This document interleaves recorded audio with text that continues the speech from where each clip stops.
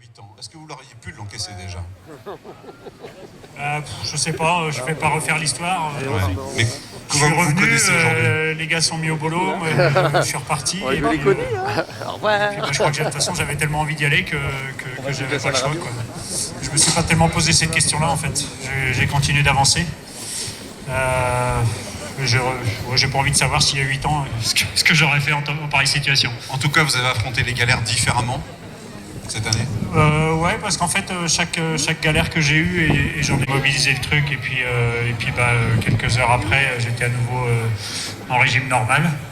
Je pense que c'est aussi ça qui m'a permis de jamais me laisser abattre par un mauvais classement, par une mauvaise option, par un mauvais choix de voile, par un aléa de la vie quotidienne. Vous avez dit que finalement, si vous aviez pleuré sur le bateau à des moments, c'était plutôt à cause des terriens, finalement. C'était simplement ça?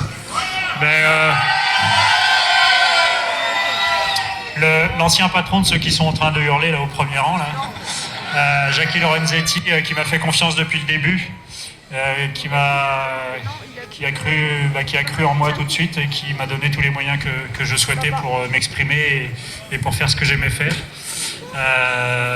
Il a réussi à me faire pleurer. Lui.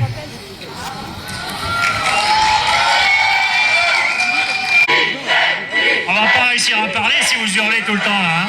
Arrêtez un peu.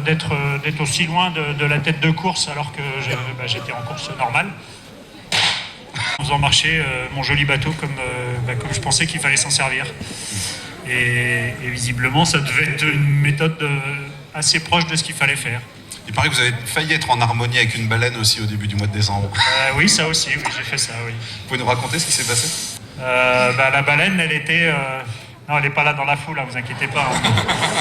Elle était à peu près... La dernière fois que je l'ai vue avant qu'elle sonde, elle était comme juste derrière la barrière. Là. Ah ouais.